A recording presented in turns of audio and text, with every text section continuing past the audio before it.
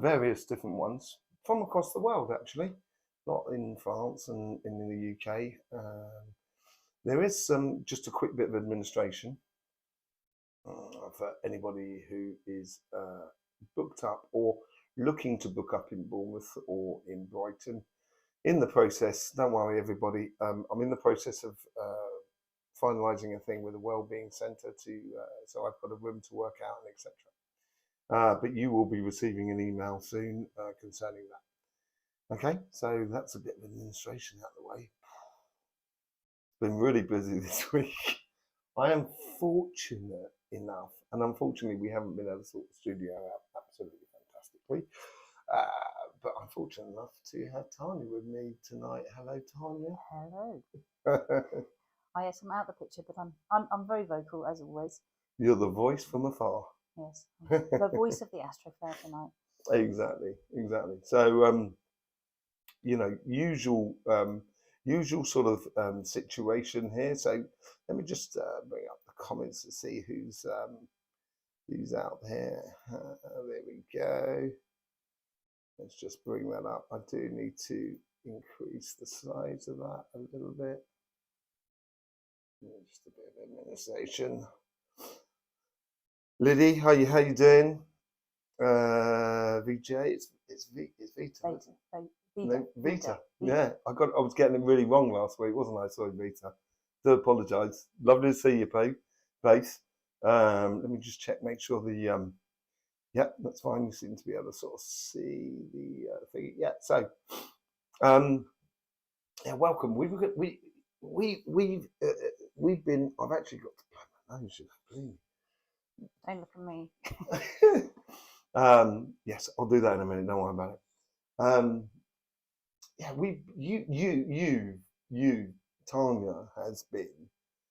We wrote the Astroflower together a couple of years ago, and unfortunately, obviously, I was let loose a bit on that, and I am a Capricorn, and I tend to be a little bit mechanical and a little bit earthy, and it was all a bit earthy, wasn't it? It was all a bit mechanical. So Tanya has been reconstructing. Thank you. Reconstructing or re-nurturing the flower. Yeah. And you've done an amazing job. Oh, thank you very much.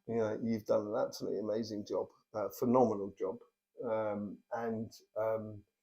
We've once, you've rewritten all the books.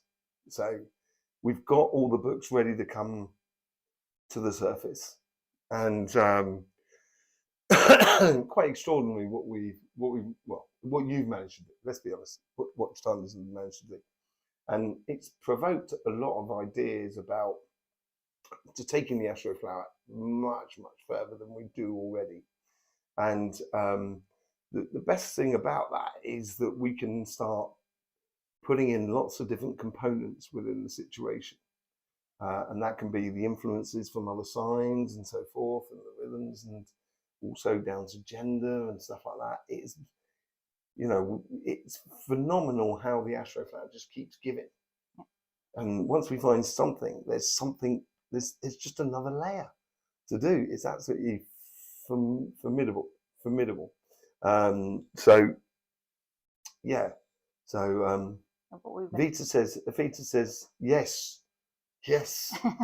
Tanya's here. A bit of order, a bit of structure, a bit of logic.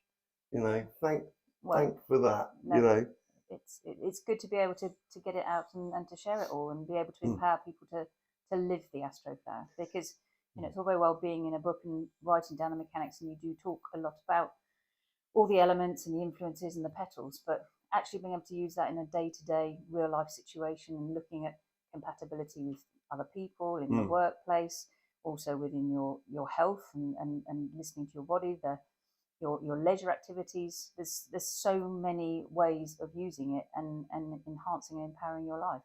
So it's a great opportunity. But we've just recently been looking at how we overlay the seasonal energies. So that's the latest thing, which has been quite exciting to discover. And I mentioned to you, let's look at Gemini. We've just literally stepped into Gemini season. Yep. And every Gemini flower has its own construction, and we're now overlaying it on everybody's signs. Yeah. So, and it's coming up with some amazing things. It's amazing. Yeah. The most amazing thing I think has been, obviously, it's something that sort of we've been gradually pulling out of my head or out of my spirit. We've been channeling it. That's probably the best way to describe it.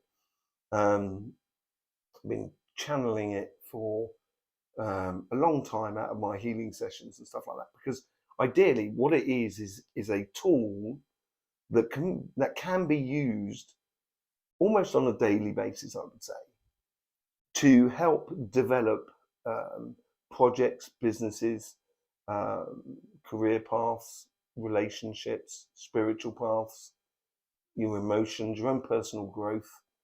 That's what it was born out of. And so I created this sort of what might be perceived as a quite complex system, as if like astrology is very complex as well. And just to see you, Tanya, just being able to take it on board, and all of a sudden, it's like the mechanics are now opening up the flower, and it's showing you a lot of other things that, even I've not really sort of like explored to its full depths. And it is absolutely phenomenal. I think it's just spending time. It's becoming more valid. It's validating every single day. The way the information that's coming out of it is extraordinary, and just running it by lots of people, they are equally surprised. Obviously, we've been talking to a few individuals as we've been working through stuff. So it is phenomenal. Yeah, and very exciting. It is very exciting, and there's a lot more news to come to it. Let's just sort of see. You were playing at the same time. Excellent. Yeah, I try. That's good. Multitasking. Yeah. Cool. It's a woman thing. Well, this is it. This is where we come down to the white and grey brain cells, isn't it? Hi, Coral. Yeah. Hi, Coral. How you doing? Lovely to see you. It's unique to see to you both. It says Liddy. Yeah, I guess to be honest, I just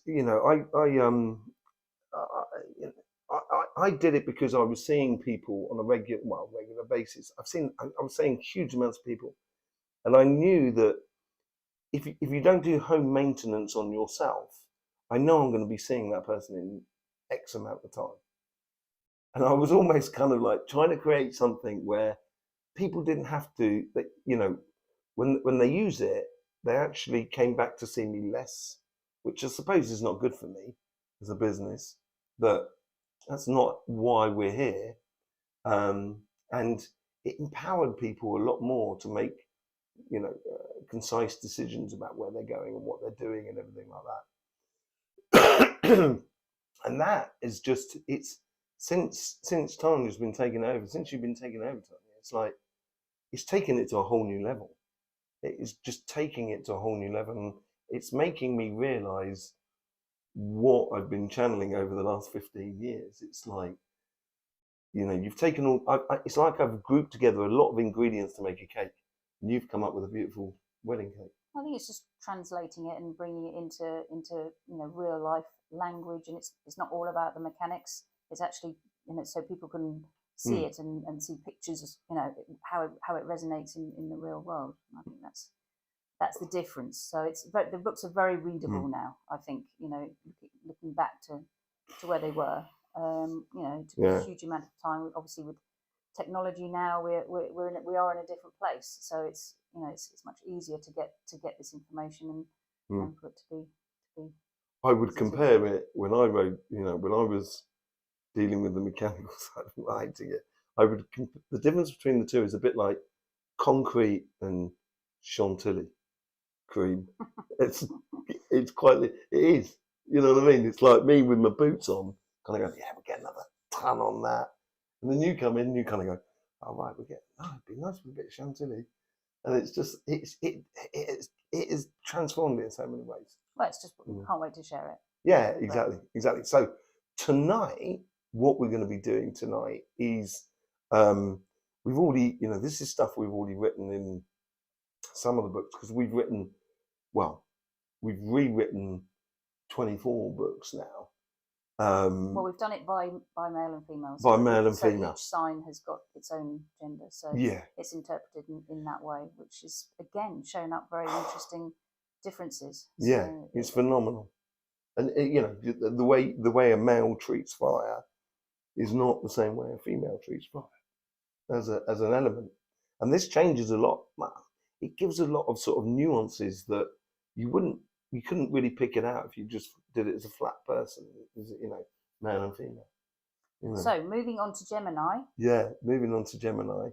So we're gonna be giving you a little bit of the extracts from what we've written already. So Gemini on Gemini. Let's start it all off. So what we're going to do is, let me explain to you what we're going to do. We're going to go through the influence of Gemini on your Astroflower for each sign, and just seeing for a heads up, you know, the background vibration that will be perpetual. So whenever you go back to that neutral point, you're always going to get a touch of that flow of that Gemini energy that's flowing through, and it will affect each sign in a very particular way. So Gemini is an air sign, but it's actually got more fire than they do have air in the Astroflower, and it's one of the 4 signs. And I do go into it on the readings once a week, and there's Gemini, Cancer, Sagittarius, and Capricorn. We're all 4 signs, so we've actually got more of the opposite energy in this than we got, and that allows that passion within Gemini to have that determination to get that whole idea, the process of how to put the idea into action.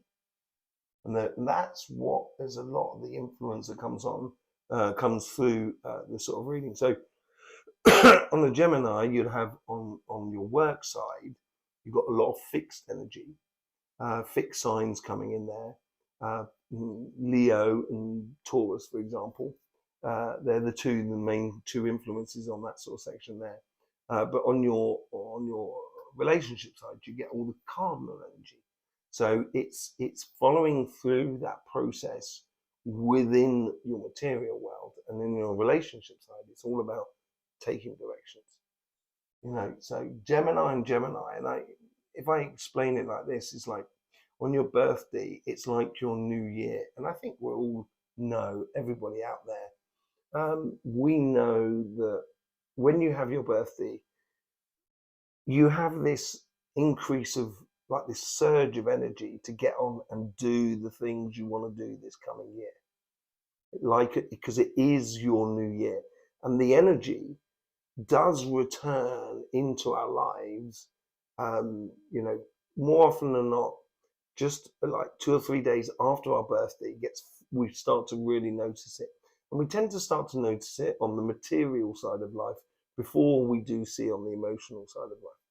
And that allows us to get on and start doing projects, doing the new year and stuff like that.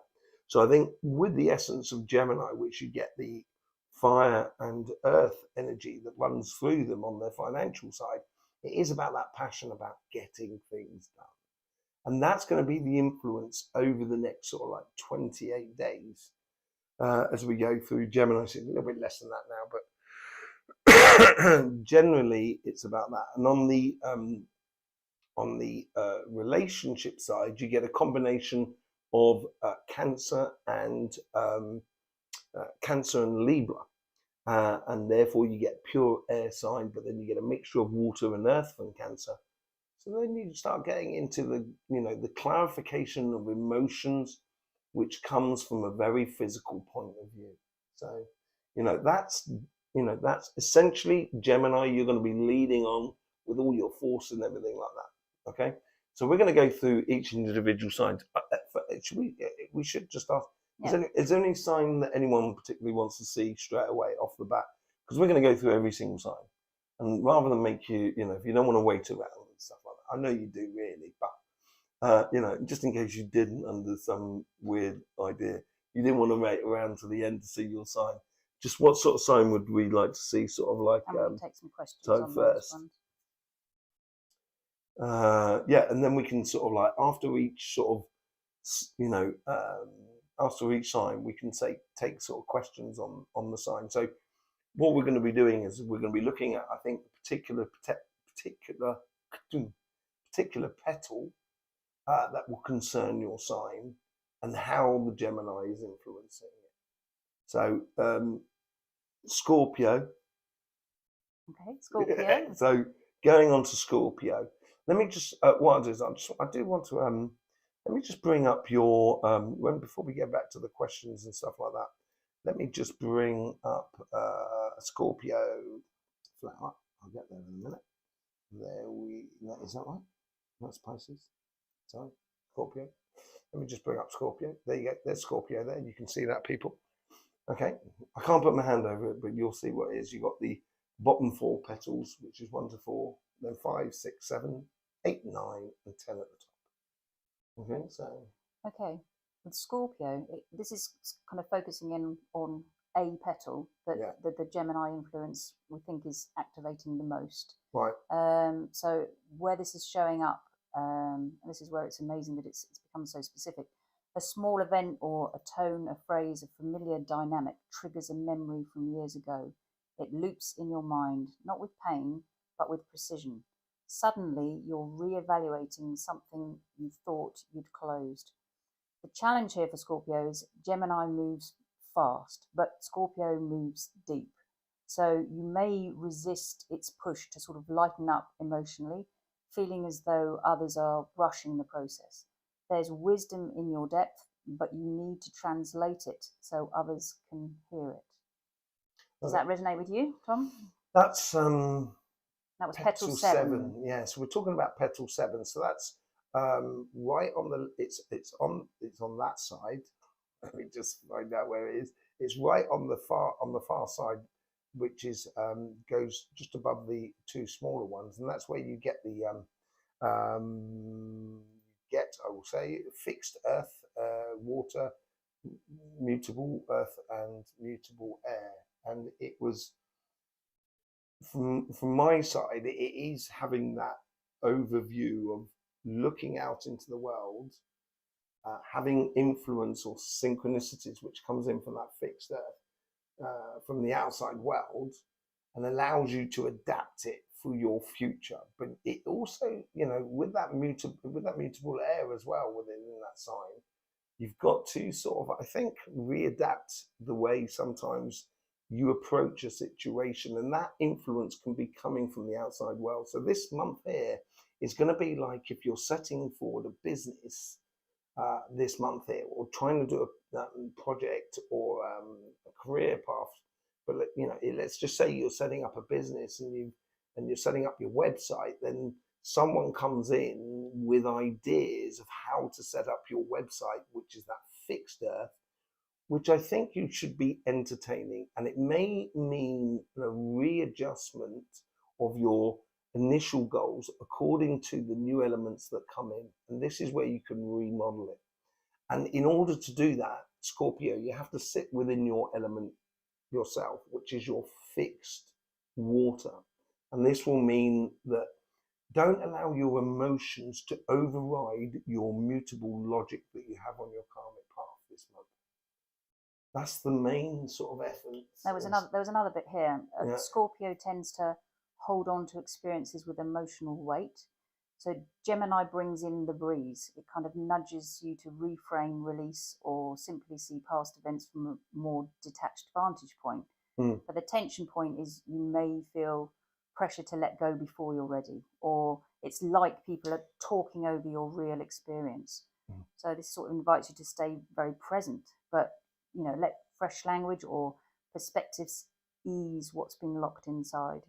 Gemini invites you to sort of update the narrative, but not erase the story. The recognition that Scorpio does hold on to that emotion.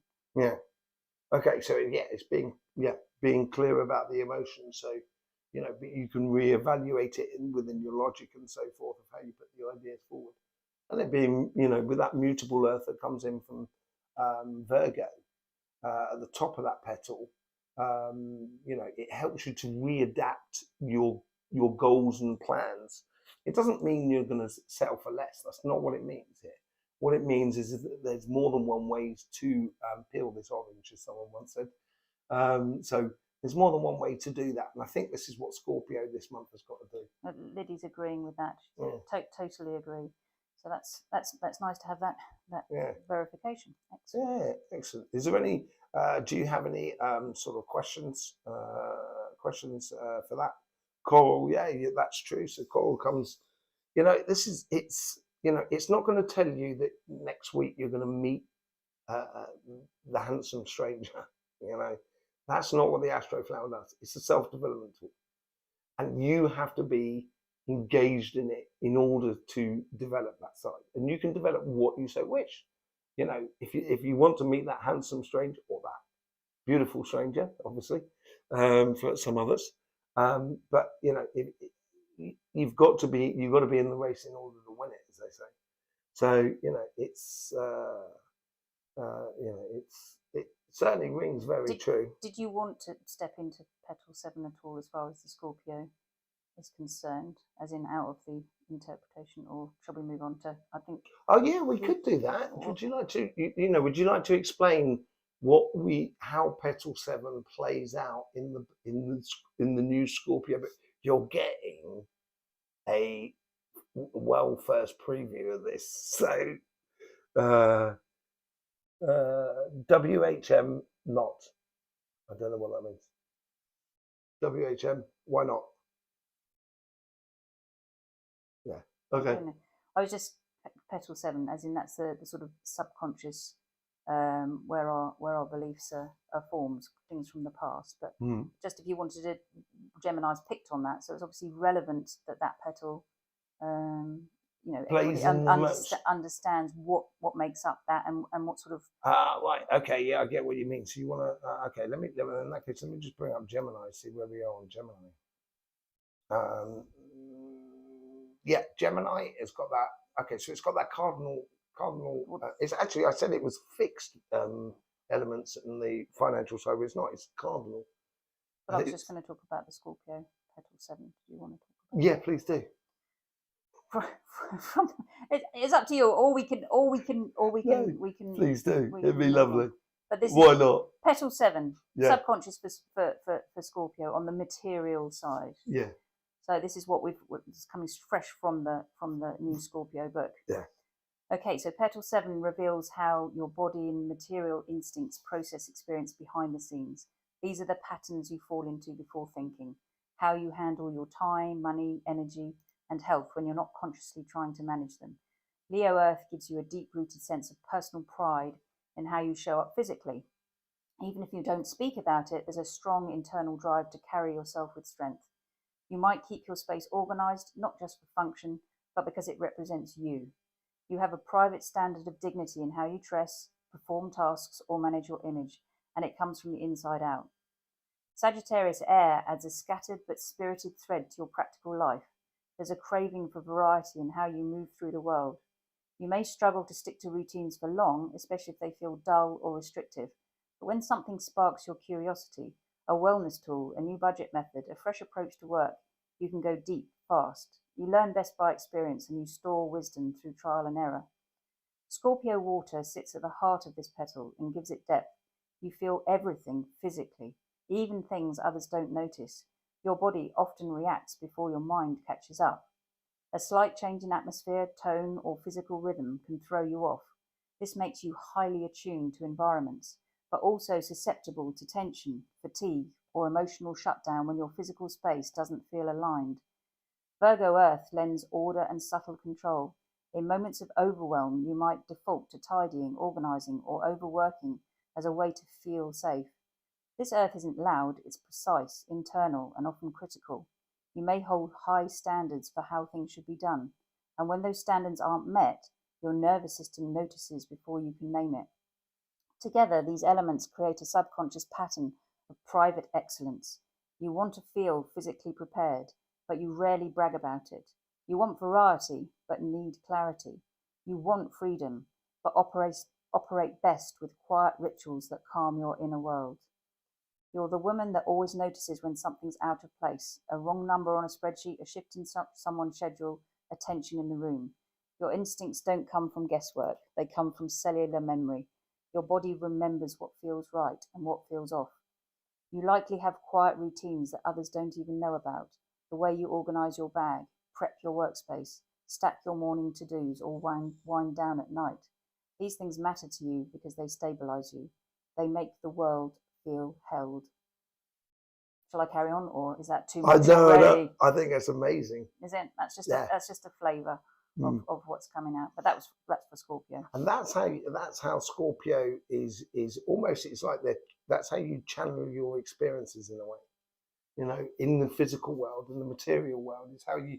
It's almost like a mixture between like a nine of wands and sort of nine of pentacles. It's a lot of experience and nurturing that goes along with it. You know, and it is yeah.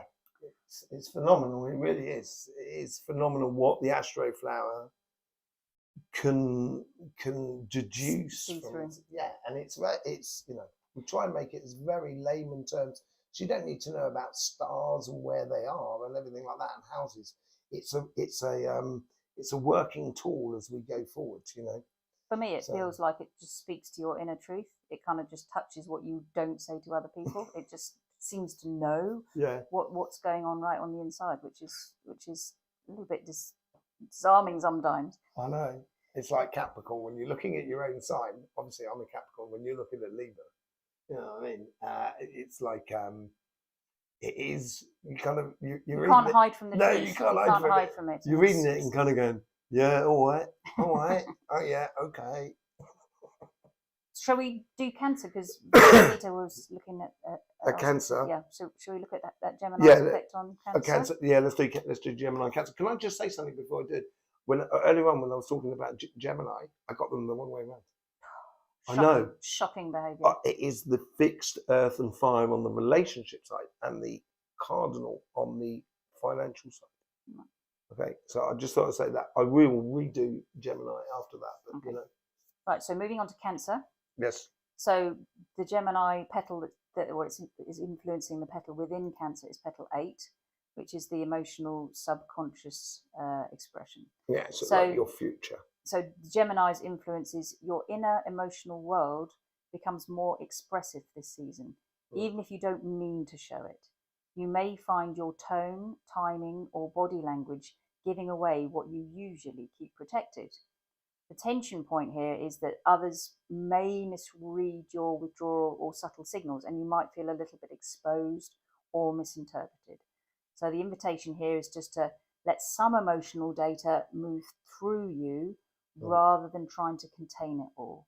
Right. And Gemini can show you that expression doesn't weaken your depth, it helps it land. Yeah. That's because, totally. Because you've got that mutable air and earth at the base of that petal, which is at the top right. Let me just bring it up on the Astroflower so everybody can see it. It's on the top right. I will get there in a minute. Oh no, there we go.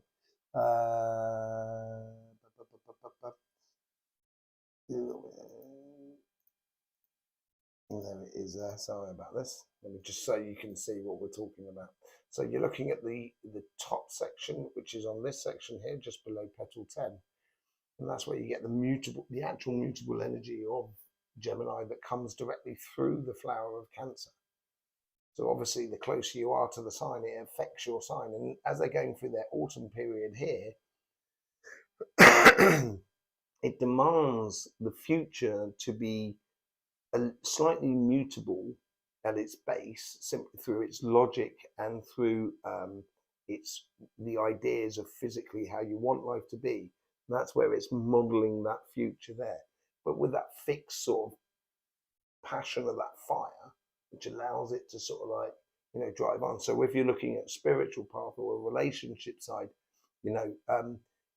know your passion. So then that's the benchmark.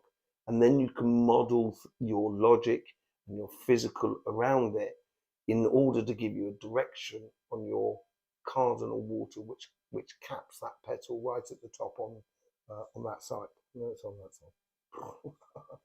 It's on, top right hand side.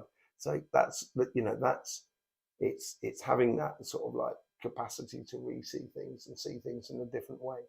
And it's even down to, you know, the logic and the engagement with other people within the relationships that is. So it's leaving space for yourself to grow, but because you're leaving space, at the same time, you're leaving space for others to grow with you. I was just thinking if there's any. It says where this could show up. In a conversation, your voice wavers unexpectedly, or you say something light-hearted but feel oddly exposed afterward. You didn't mean to reveal anything, but it slipped through anyway. So the challenge is that Gemini nudges your emotional filters open. You may feel vulnerable or misunderstood, especially if others respond with logic instead of empathy. That mismatch can make you want to retreat or shut down. So that's just the the heads up. Yeah, exactly. Well, it has to go with that logic of the almost the earth side of it all. You know, that's why the logic, if it doesn't stand up, it's going to be, you know, difficult to find that emotional direction. Yeah. So that's Cancer. Has anybody got any questions on Cancer? I think they're still on Scorpio. Any questions on Cancer and Scorpio before we move on? Yeah. We got Virgo. Virgo rising. Virgo rising. Well, Virgo. Let's do Virgo. Okay, 1 second. Yeah. Let's just see what's going on with Virgo. Shall I give you my point of view first? What do you want to say? No, go on. No, you do. No, I don't mind. I don't mind. Oh, you know me. I'll go off in far too much sort of. Well, the interesting thing here with Virgo is obviously they're quite mentally driven anyway, and pretty quick mentally. So Gemini coming in as well is interesting. So it's a bit of mental overdrive possibly. It's picked up that petal 5, which is the emotional sort of environment process where the beliefs are formulated. Past, I think you turn it as. Gemini's influence, two mutable signs meet, but Gemini plays the social curious twin to Virgo's diligent analyst. This overlay activates your inner review system. You're more sensitive to language, tone, and indirect emotional shifts around you. You may also find yourself thinking faster, but not necessarily clearer. So the tension point is a bit of information overload or perfection paralysis. Trying to make too much sense of too many inputs. So the invitation here is to sort of step back, let the dust settle. You don't have to solve everything mid-conversation. So the essence sort of message is that Gemini brings momentum to your mind, but peace comes from knowing which thoughts to follow. Okay. What petal was Petal 5. Petal 5. So we're looking, this is on the relationship side. This is just here, as you can well see.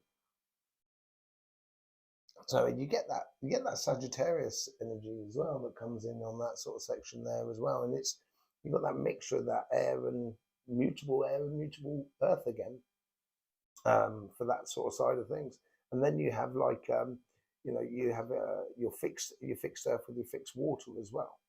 So there's still a lot. There's a lot of earth going on there. From the karmic path of having the idea, but it is being sculpted by the mutable side, and that's possibly where that sort of like thinking aspect comes in with the mutable water, air, which sort of there's a lot of injection of ideas from the outside world. That's what it seems to be like. So if you've got a relationship or a spiritual path or sort of like an emotional path to follow, a personal well-being path to follow. This is re-sculpting or directing the what you wish to develop in regards to that relationship, and that may need a little bit of mental gymnastics to try and streamline the mental side so the earth can play through and you can really model it a lot more, with fixed emotions to the situation as you go from one to the other. I think Virgos are very good at sort of like when things start working for them, it feels natural to them, and I think that's where the fixed water can actually be a bit of a bonus for them, where they're kind of going, okay, well, if this works like this, then that makes me feel good to actually project it into my future in regards to relationships and so forth. There was another one that popped up that where this could show up during a group discussion. You notice subtle body language, someone's disinterest, a missed cue, a mismatch between tone and words. You start mentally cataloguing it, trying to decode what's really going on. The challenge here is you can spiral into over-analysis, which is a Libran trait actually, taking on emotional responsibility that isn't yours. Gemini moves fast, but your system slows down to inspect, and this creates internal noise that can distract you from your own clarity. Yeah, exactly. So it's like on the outside world, you've got to just be careful of the influences from the outside world. And it's possible because you've got the air and water that's facing off against one another. And that's what I think you've got to equate so the two earths can really play in a good way to develop it. I think it can be a really powerful transformation for you as well. If you're looking on the relationship side and the emotional side of life, it can be a super transformation. So it may be moving a relationship like to the next level because you can square off the emotions to the input of mental stimulation, basically, from the outside world. So what should we move on to next? I don't know. Is there any? Does anyone else want any particular sign, or we'll move on? Yeah. Need to meditate more in June. Some of that Liddy says that. Oh, sugar. Okay. Yes. No. What would you like to move on to? Let's move on to Capricorn. Let's do Capricorn. It's always fun. Let's find out what's going on with Capricorn. I'd like to know because it helps me out. Okay. So Capricorn, it's Gemini's influence. It's all about strategic loosening. So it's going for petal 10, which is your interface layer. That's how you express with the world. That's that top layer, conscious action. Top layer, right at the top there, little triangle. So Capricorn tends to plan carefully and act with intention. But during Gemini season, you may find your communication style loosening, more verbal processing, more ideas being tossed out, fewer closed statements. It's not inefficiency, it's expansion. Okay, note to you. Tension point here, you might feel like you're talking too much or revealing strategy before it's ready. So the invitation is to try testing an idea out loud before locking it down. Let people surprise you. And the essence messages, Gemini doesn't break your system, it opens the windows, let some air in. Does that make sense? Yeah, I've actually experienced that over the last couple of days. Really, where I've checked my wasn't it something where I literally just stopped explaining something, didn't I? Yeah. And it was just like kind of going, no, that's I'm going too far. I'm going too far ahead of myself. And I was literally just saying that, wasn't I? Yeah. But that's in the here and now because petal 10 there at the top. The best thing about it is, I suppose, with Gemini season is because Gemini is air and earth, air and fire. And that's what's at the base of that petal 10 for us Capricorns. And so this is it's stimulating, mentally stimulating our passions. And the problem here is that we've got Sagittarius that runs through Capricorn as well. So that gives us that bubbly sort of go getting sort of like vibe as well. And sometimes, we can go faster than we realize or we thought we should be going.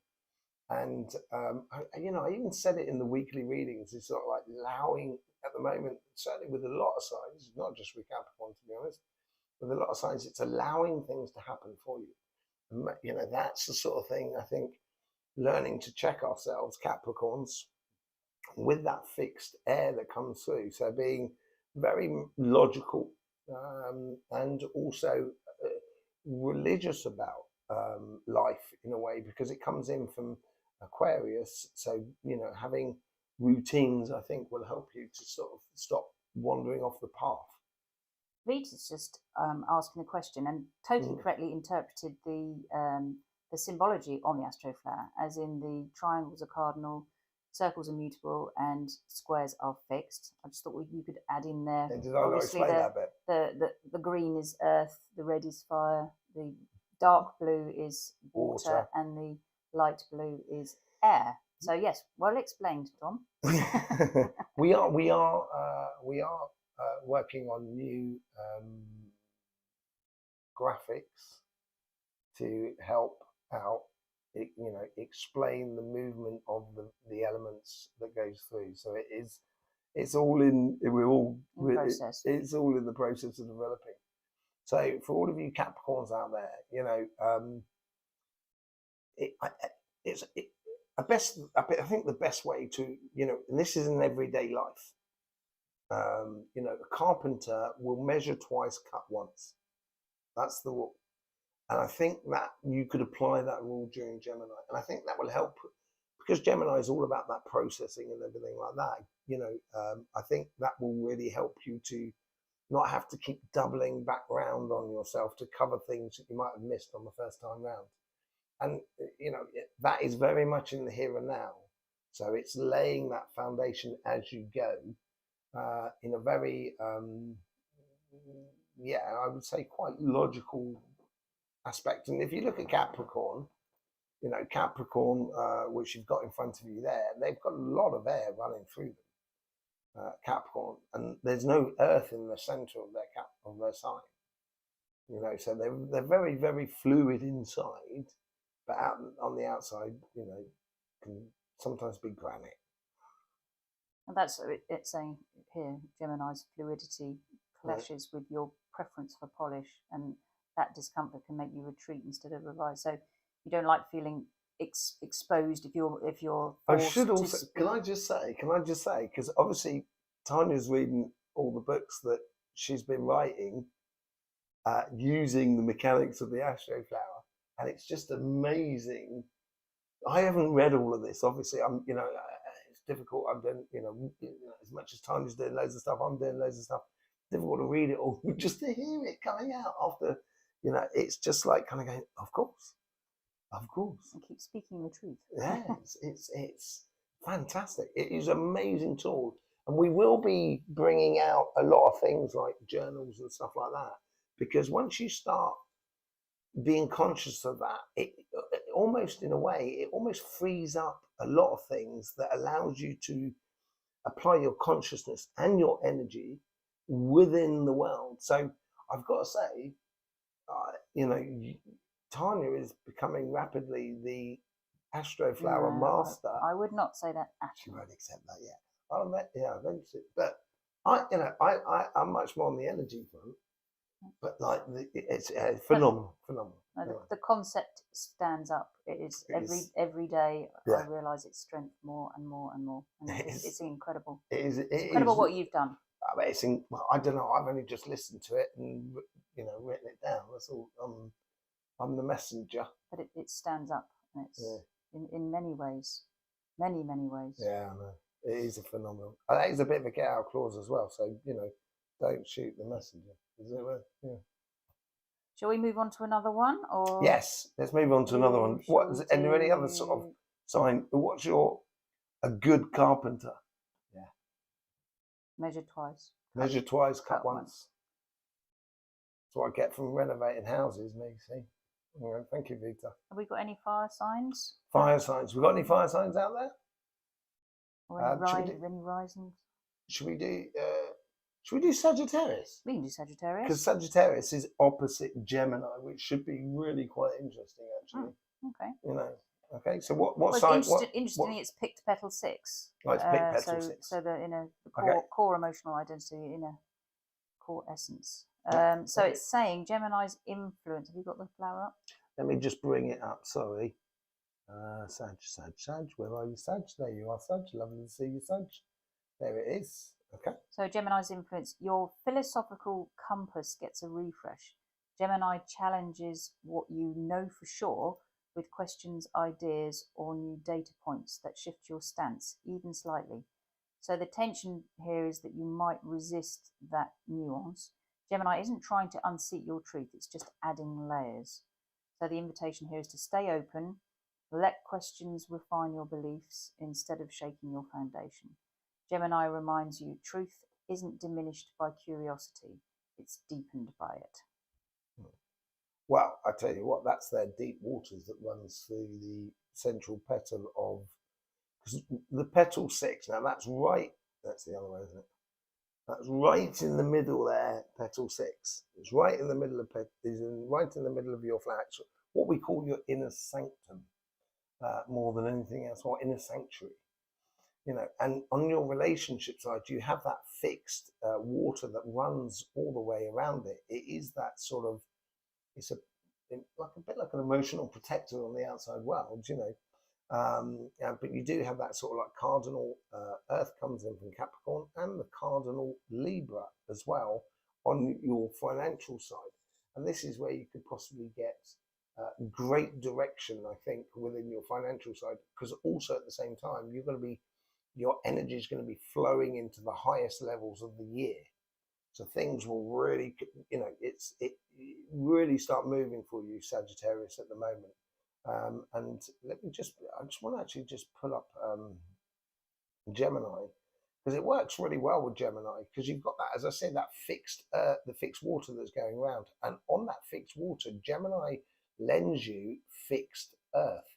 Now that is the most fertile combination for a basis, for a foundation, where you have emotional and physical situations in alignment. So it's questioning things from within yourself and finding on the relationship side and the emotional side of life, it's questioning your own emotions and seeing how it fits in the physical world around you. And it's a real inner question for you more than anything else.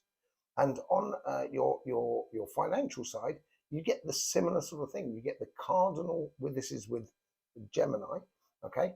You've got, Sagittarius has got cardinal Earth and cardinal Air, as we can see right in the middle there, but Gemini has cardinal Water and cardinal Fire. Now, fire and air goes really well together. Water and Earth, as we've just seen, goes really well together. So they've actually got 3 petals of, it's an incredibly inner fertile moment for you this month. There's a lot of moments where you're going to kind of, I think a lot of moments when you're going to realize a lot of things about you more than anything else, and how it works for you emotionally and physically within this world. But also it's going to stimulate the idea of getting on and doing in the material world, you know. So yeah, is that about right? Yeah. Yep. Yeah. So yeah, and the thing is, Sagittarius, you know, like Gemini, your opposite sign, you have that fire and air, where Gemini has that air and fire, and you don't actually have any fire within your sign. And, you know, you have a lot of air, as well as Gemini, you know, they have a lot of fire. They have more fire than air. They are, you know, it works well with the perfect opposite, you know, as much as Scorpio and Taurus, for example. Who should we do now? Who should we do now? Shall we do? Should we talk about Gemini on itself? Because obviously that's the situation where you've got Gemini and Gemini season. Yeah, Gemini and Gemini season. I did speak about it at the beginning. We didn't actually go through. And I got it a little bit back-ended around. So I do want to, let me just find Gemini. Let me, sorry about this. Let me find Gemini on there. And it just illustrates as well how, you know, within your own season, within your birthday season, how it can affect you. It basically boosts it up, doesn't it? It accentuates certain things, either strengths or weaknesses. So what I've got here is when the season overlays your chart, everything feels louder, sharper, and more self-reflective. So for Gemini, you're likely communicating even more, processing even faster, and seeing yourself mirrored in every interaction, for better or worse. The tension point here is potentially overexpression, saying too much or too soon or too often without grounding the message. We had a bit of a laugh about this, actually, didn't we? Thinking of a certain Gemini, Mr. Donald Trump. Oh yeah, that's right. Overexpression, saying too much, too soon, or too often without grounding the message. And then the invitation was to tune into your timing and let your delivery match the depth behind your words. Gemini season sharpens your voice. Make sure it's saying something true. That's so funny, hilarious. Yeah, exactly. Yeah, And I think that's Not that we're political, obviously. no. We don't. I mean, it's a system that's called Parliament. It's anyway. No, we're going to go into all of that. But yes, Gemini, it's got that card. It's actually, so what I said earlier on, got it back ended around. I do apologise. So you've got the cardinal stuff on your financial side, and you've got the fixed stuff on your relationship side. And that fixed stuff on the relationship side is Earth in the center there as well, you can see, and fire on the outside. And because it's like sort of it's that fixed earth. Earth will feed that fire, that passion, as it were, in a very consistent way, and that's possibly where the truths come into it as well. But I do think the truth, when we look at on the financial side, the truth comes in with that that Cancer energy that flows through them on their financial side. So we get that moving from something physical at the base of petal. Which is right at the base there is a petal 3, sorry, where you get cardinal earth and cardinal fire. Fire comes in from Aries, and the earth comes in from Cancer. And I think that is the truth, because it blows right up through you, and it's an emotional truth that you're speaking, an emotional truth that's founded in something very solid, and trying to arrange something and give it a direction. And that passion that comes in from sort of Aries is, makes it really, that's where you probably got to check yourself before you say something sometimes, if you're, Gemini. On your fixed side, on your emotional side of life, on your fixed side of emotional side of life, I think that's where the whole processing comes in, of kind of going, okay, I've got an idea of what I want. It's pretty solid for me. Now I know the sort of passions I need to put into it in order to get that achievement. But that truth, I think, is going to play on both sides. Okay, should we move on? Yeah, we can move on to another. What shall we do this time? Let's do another fire sign, shall we? Okay, let's do Aries. Aries. Yep. Okay, Aries. This time it picked on petal 3, so the material karmic blueprint. So Gemini's influence. Gemini sees and lights up your action layer, but with more curiosity than conquest. Ideas come quickly, and you may feel pulled toward more flexible or experimental directions.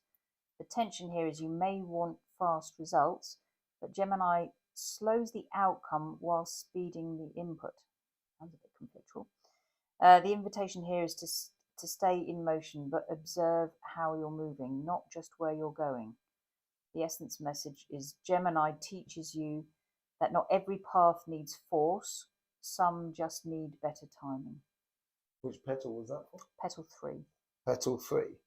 So that's karmic on the material. Yeah, it's karmic on the material side. So you got that fixed fire and fixed water for them, which can be very conflictual. Water and fire can be incredibly conflictual, but when it does work well, it can create steam, which creates force and determination to move on, to create things and do things. But also at the same time, it can be like a tropical beach. That's a very similar sort of situation. But when when it plays out into the top section, you get the top section where it's you get that fixed air with fixed earth. So it reflects. It really sort of like you've got a very fertile section within you. There's a lot of resources from within you as a person, and it's possibly following that in a very emotional way, with having those passions to actually apply it going forward with a fixed logic to convert what you're trying to develop in your life, on your career path, in your business, and your project. Having a really sort of like fixed logic in it, and how it would allow you to then put into place exactly the physical sort of aspect that you want to do in life. Leo, yes. I mean, just conscious of the time. I know what you're like. We've been, I'll tell you what, as I said, we've done loads of healing this week, and loads of other stuff as well. And it's been a very busy week. Spirit catching. That's right. We did spirit catching. We went down and cleaned out. There's a house that it's a village actually that we've been working. Let's be honest. we're sorting out the energy lines that's been going through a house that's been having enormous amounts of problems, and we've been videoing it as we've been going over the past year, and dealing with the spirits and the portal that the problem that was created on the line. But anyway, we did loads of that as well, and loads of animals as well this week as well. It's been a very interesting week. Very interesting week. 1 week back in the UK, you've turned the place upside down. Might as well. So, should we move on to Leo? Let's move on to Leo. Yes. This is the most activated petal 5. So emotional, environmental process. Petal 5. So it's just there. Okay. So Gemini's influence this season makes you hyper aware of social dynamics. You'll likely notice who's engaging, who's deflecting, and who's draining you quickly and clearly. The tension point here is you may take shifts in attention too personally. Not all withdrawal is a rejection. So the invitation here is to use the insight to reset your social energy, not your self-worth. The essence message is Gemini sharpens your radar, not to expose weakness, but to help you lead with clarity. Yeah. I think that comes in with the Libran energy, the cardinal Libran energy, which is the go-between between the past and the future. And also that fixed air that comes in from Scorpio. Scorpio's lending their fixed air to the situation. So in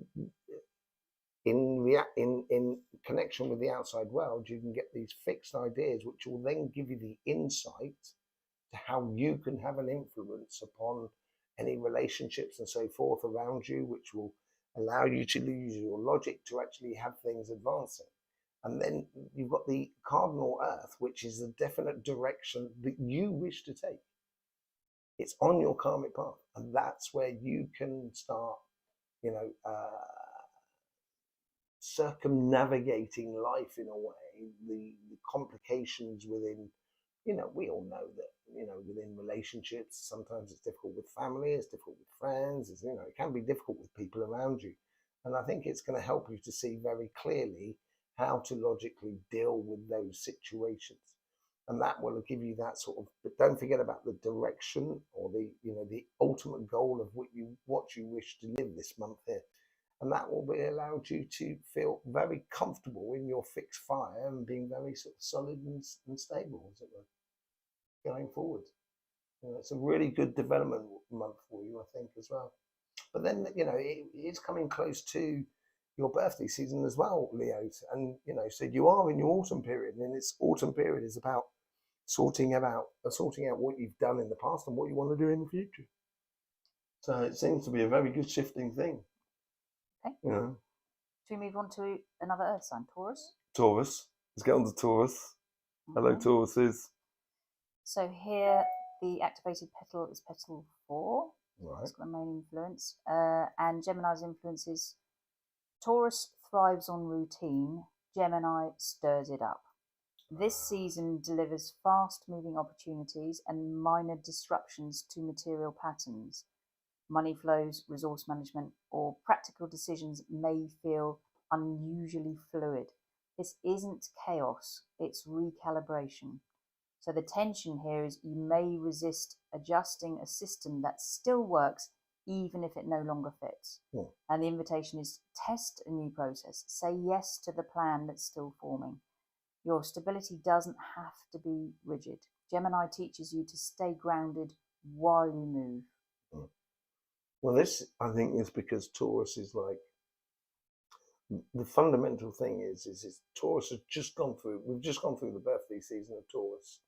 So, Taurians should be starting upon your project for the coming year.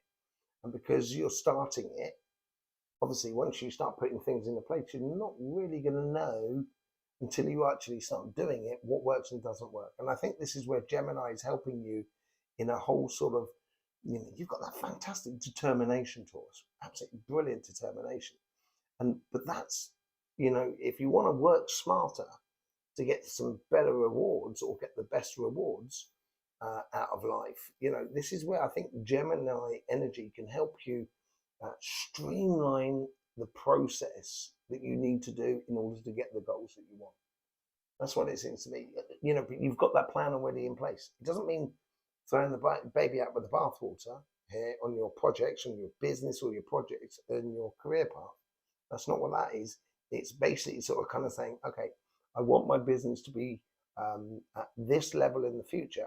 In order to get it, I could really push hard in order to get to that point where it's working and I've got 5 shops and stuff like that.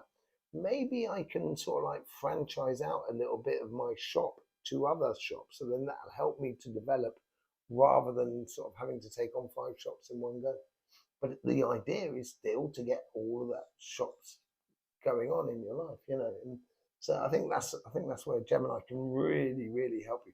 And they've got that beautiful Gemini energy that comes all the way through you, comes in from your relationship side, and it comes right, you know, or comes up through you on your financial side and goes on to your relationship side. That's the beauty with mutable energy. You can play it both ways. But it is about, you know, I think you will understand it very, very clearly once you start trying to do things. And then if you take time out to just kind of go, okay, just reevaluate slightly. Okay, so I need to process this in a different way. And I think that's what it generally help out with. It'd be absolutely brilliant for you. I think it'd be a really good month actually for Taurus. Yeah, a very good month. So should we move on to the final mutable matching with Gemini, which is Pisces? Okay. You got Pisces? Yeah. Yeah. Let me just get. Hang on a second. Sorry. Let me just get Pisces on the go. Okay. Okay. So the most activated petal for this is petal 1. Uh-huh. And the Gemini influence, your intuitive channels light up, but not always in a dreamy, fluid way. Instead, ideas may rush in faster than you can sort them. You might second guess feelings or struggle to know which inputs to trust. So the tension here is confusing your intuition with overthinking or mistaking movement for urgency. So the invitation here is to let your inner voice clarify what matters by slowing the spin, not silencing it. Gemini teaches you to translate intuition into language and action. Okay. Does that make sense? What petal was this? Petal 1. Petal 1? Mm-hmm. Well, this is where Sagittarius actually shares this petal with you. This is where you touch base with Gemini.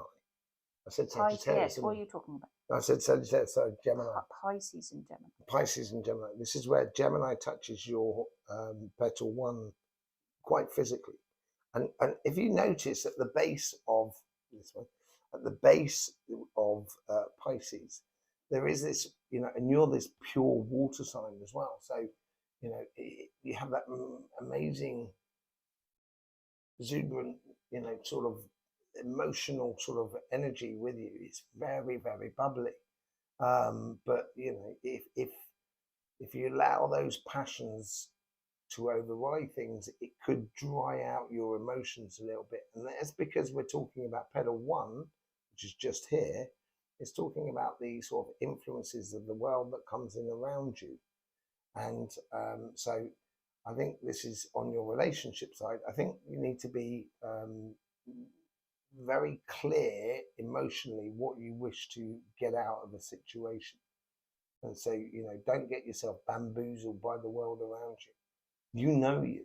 And that's with that fixed water that comes all the way through, water that comes through that converts into the earth energy, I think is, you know, it's having that fixed emotion and giving that physical engagement to develop your relationship, your emotions, your spiritual path, whatever it is, you know, that is the essential development of your life. And then it's just, you know, it's just being attentive to what is going on in the interactions with the world around you. Okay, good. That's good. Libra? Yeah, Libra. Okay. Libras, yes. Let me just bring up Libras. Now, it's your fellow air sign. Mm-hmm. Okay, so yeah. Yeah, well, the last 2 we're doing are the airs. So the airs, we're going to do Libra and Aquarius, and then after that we can open up some questions. Yeah, we can open up a little bit more on the way of If questions. anyone's got any questions they want to ask about their Libra. sign and Gemini season, Okay. particularly. Yes. Okay. So Libra, petal 2. Petal 2. So emotional, karmic. Petal 2. That's a karmic path on Yeah. your relationship side. So Gemini's influence. This season nudges you to examine emotional fairness in real time. Conversations may move faster than your usual pace, and expectations in relationships may shift quickly. You're refining what you need and how clearly you ask for it. The tension here is you may fall into indecision or trying to smooth things over too quickly. And the invitation here is to let friction clarify your values, not blur them. Gemini can help you communicate what balance really feels like, not just what looks fair. As we know, with Libra, fairness is not generally optional. Yes. We live by it. Yes.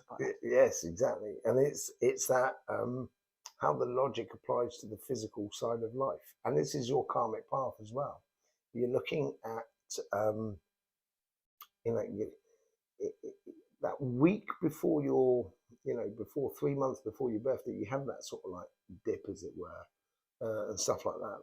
When you start going into your autumn, and it could be that sort of thing is logically getting the logic and the physical side to actually sit right with you in regards to the world that is around you, and it does develop from that, and you go up into mutable fire and mutable earth, which is that earth that runs all the way through from Virgo. It sort of comes through from Virgo, but you've got that Sagittarian energy, which is opposite to Gemini. So, and it's showing you, it's almost like, do you know what? I think Libra's going to have this sort of like, I wouldn't be surprised if you got like a lot of the hangman sort of situation, seeing things in a different light, seeing the logic in a different light, according to, ultimately what you want to be experiencing in the way sort of like relationships and so forth, and emotions. Okay. Moving on to the final one, Aquarius. Aquarius. Hello, and Aquarius. This is petal 9. So subconscious material. Petal 9. Mm-hmm. Okay. Yeah. So Gemini's. So it is right up on the top there on the far side. Gemini's influence. You usually live a few steps ahead, but Gemini pulls your awareness into the now. What you do today starts speaking louder. Your habits, your tone, your physical presence, they reveal more than you intend. So the tension point here is you may struggle to keep up with changing responsibilities or shifting external expectations. And the invitation is to simplify your systems. Adjust how you would show up without overhauling who you are. Gemini retools your output, not to change your vision, but to help you land it more clearly. Do you know what? That makes me think of the weekly I did. Think of this week here, or maybe last week. It was riding out a storm, right?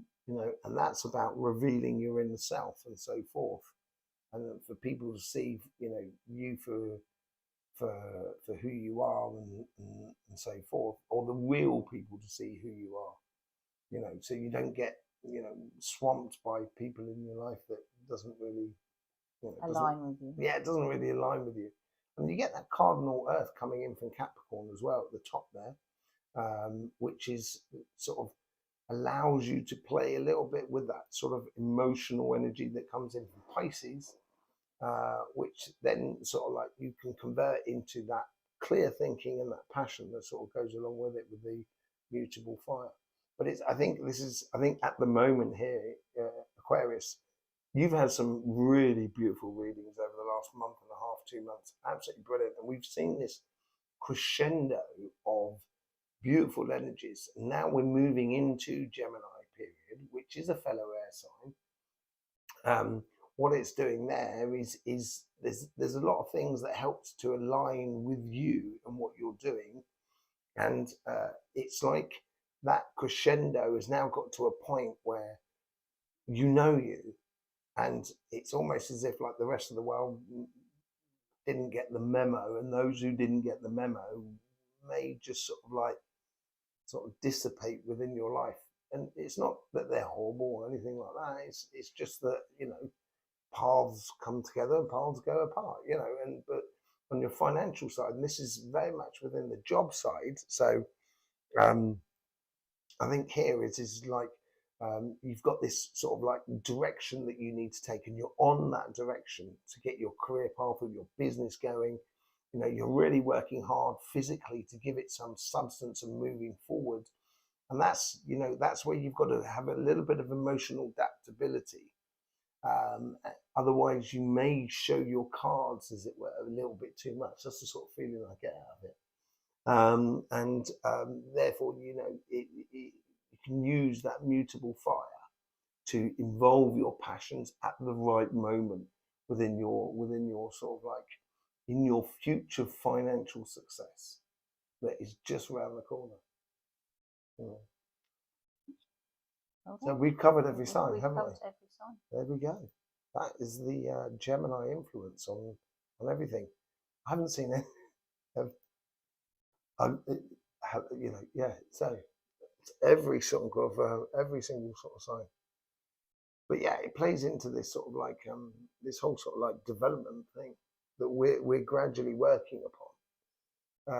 I say we're gradually working upon. We're just putting it down onto sort of like paper and so forth. So have you guys got any questions and everything like that? This is why it's so much better that Tanya's writing these things, because obviously I get way too technical because I'm coming from an energy point of view, and energy is very precise. It's like you get into a bit like astrophysics and astrophysics or sort of electromagnetics and so forth. So there's real physics you've got to sort of pay attention to in energy, and that's why I'm a little bit mechanical, and also on Capricorn. So Liddy says thank you very much to you. Oh, well, thank you, Liddy. Absolutely lovely. As I said earlier at the very beginning, I've had quite a few people talking about sort of Brighton and Bournemouth for appointments. As I say, I need to sort out a well-being centre there so I can rent a work room, treatment room in those places. The moment I get it all sort of sorted, I will be sending out the emails and everything like that and seeing who's running. I'll be watching it for sure. Rewatching it for sure. There's a lot of information. Obviously, as I said, Tanya has become the master. Even if she says no, we're not going to accept it. I think I'm going to turn off her microphone so she can't answer back. Thank you very much. Much appreciated. No, but it's true though. No, I just think it's just becoming more readable, more real world, and it just speaks louder than I think it has done before. You've brought the seed to life. I think the flower has blossomed. That's what I think it is. But it's just its potential, and especially with the depth it's going into for even like relationship compatibility. It's just taken on a completely new tangent completely on that. So that's going to be great. Hopefully we'll be able to write a book on that alone. Yeah, exactly. Once you bring in the energy side of things, and you apply your energies and start and understanding how the elements translate through you as an individual. And we will be doing workshops on the Astroflower later on. And at that point there, you turn your normal jalopy, your normal car into like a Ferrari. It becomes a real sort of precise thing. You don't waste your time on doing things that you're going to think, no, that just does not fit with my Astroflower. Therefore, I'm not even going to entertain it. And once you start getting onto that sort of level, because we both had problems with the idea of manifestation, didn't we? The secret and everything like that. There was a great puppet who said, it's only a secret until you pay $29.99. Very funny. Pujambi, I've forgotten his thing. I'll try and find the link to it. But anyway, But what it does is it almost makes manifestation a creation thing rather than manifesting. So you're actually cultivating your manifestation rather than just kind of going, I need $20 billion. All of a sudden it becomes really, really practical in developing your own personal, your own personal life, or your financial life, or your family life as well, the family dynamics as well, which you've got. That's just phenomenal.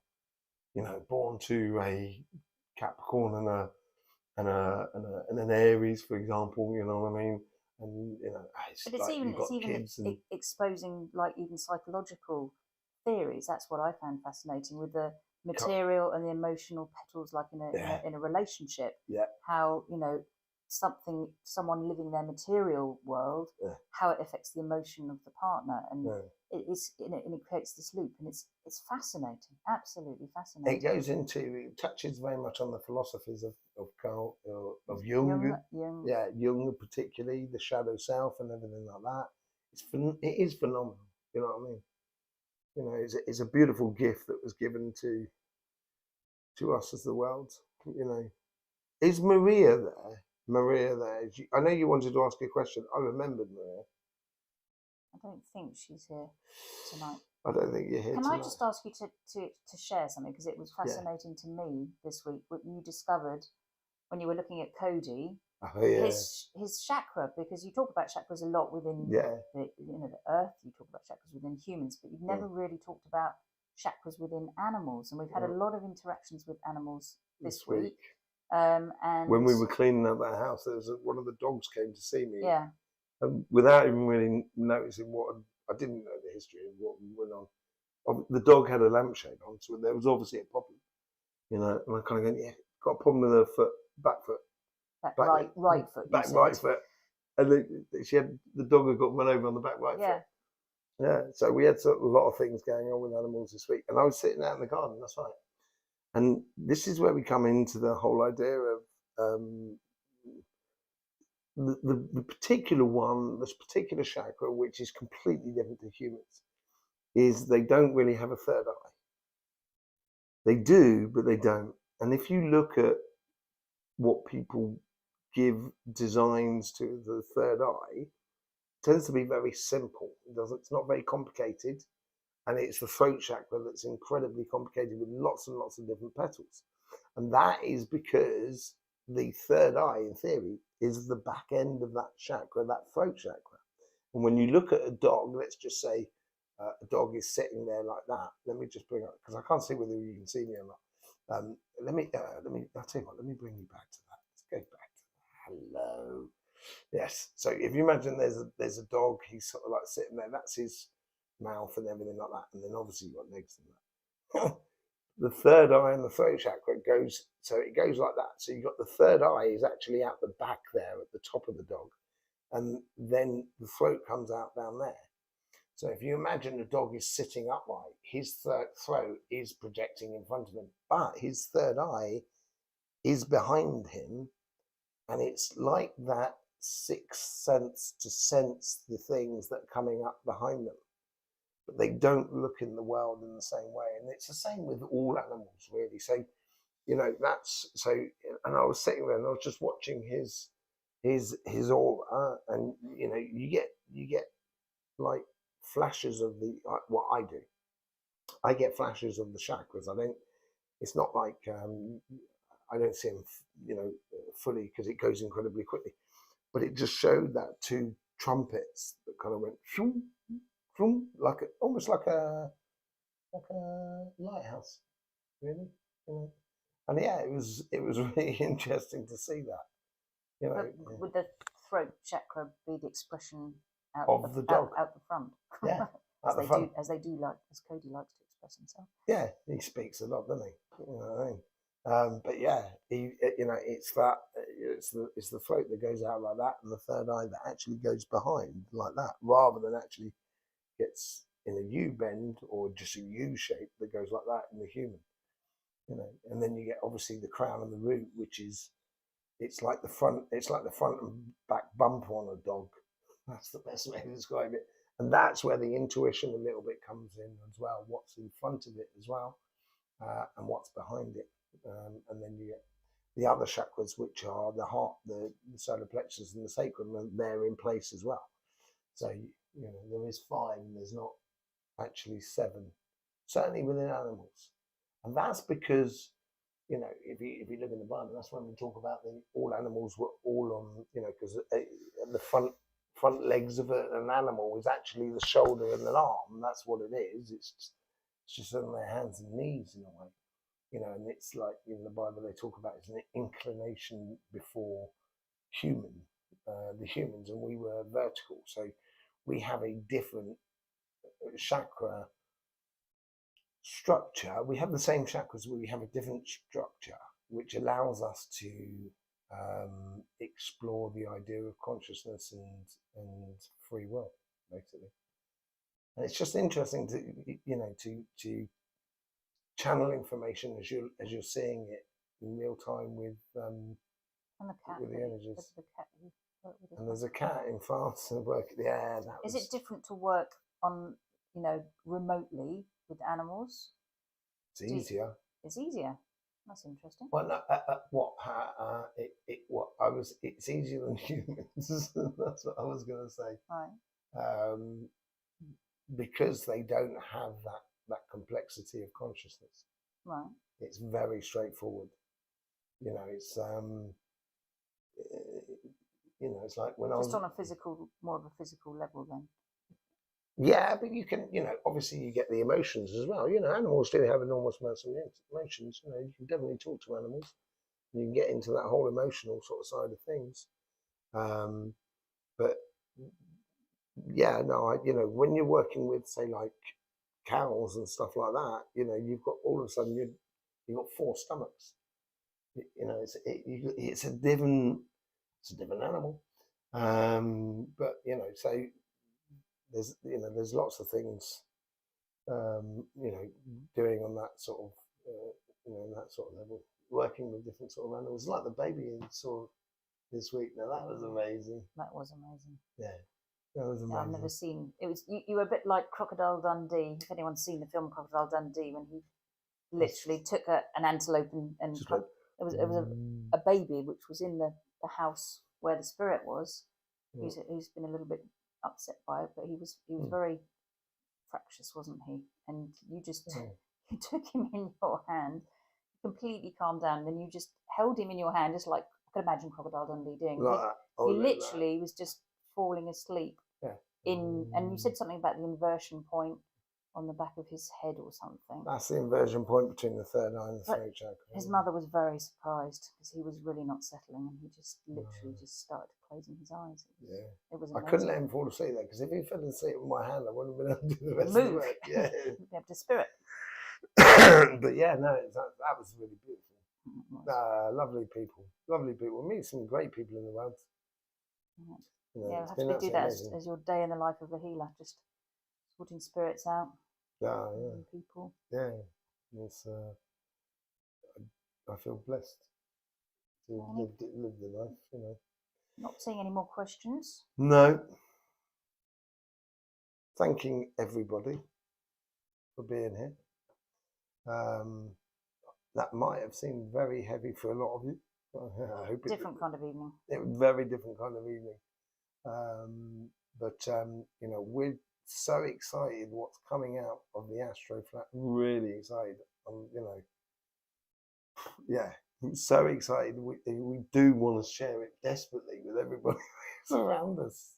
It's infectious, So we thought we'd share it with you at least this time round here, on this one, about sort of how Gemini sort of like, Gemini energies can sort of like influence your sign and so forth. Well, once one understands, then you can predict yourself for the following year. It's like, that's where the journals will be useful, because you can pretty much map how the energies affect you as you go through a year, and where the heads up need to be, and where you can put your foot on the accelerator. It gives you a lot more control over your life. He says. True. So yeah. Absolutely brilliant. Yes. Thanking you all for being here. Very much thank you all for being here. I really do appreciate all the support you give to this channel. Thank YouTube as well, because YouTube has been pretty supportive of recent, and it's been a joy to see. It's been really pleasurable to see with YouTube, so that's really good. I'm looking forward to seeing and learning more about it. Excellent, Rita. No problem. You will do. You will do. It's a great tool that's going to help everybody, I think, and it's going to be absolutely fantastic. So yeah, so just like to sort of say thank you very much to everybody out there. Really do appreciate all the sort of everything you do and everything like that, Coral. Lovely to see you. Lovely to see you, Nidhi, Vita. Everybody that's joined in and who haven't joined in as well. Lovely to see you. And we will see you soon. See you this week as well. With lots of more videos coming up with it all and everything like that. I hope you actually enjoyed. Just a quick one before I go, and then I will let everybody go, especially Tanya. I hope you enjoyed the new style of reading, because it's the beginning of something new in the way in which we're going to be doing things. I'm really enjoying exploring the idea of energies and how the chakra sequencing and the messages from energy and so forth within the readings. I'm really enjoying that side. I think I'll streamline the element side of it a bit. That's my mechanical side. Get a bit too heavy on that. I think I need to streamline that a bit, because it can be a little bit too laborious, which I understand totally. But I hope you're really enjoying the new way of readings. Because the Astroflower is about that. About empowering people for their own personal self-development, rather than just sort of like just a prediction tool. So yes, there you go. I will say thanking you very much. Really do appreciate all the support you give to this channel. Thanking you very much, Tanya, for being here with us. You're very welcome. Yes, okay. And we will see you soon in the studio, where hopefully you'll be able to see Tanya as well. Or maybe not. or maybe not. But anyway, we will see you soon. Thanking you very much for all the support you give to this channel. And in the meantime, don't forget, life should be fun. So please do enjoy.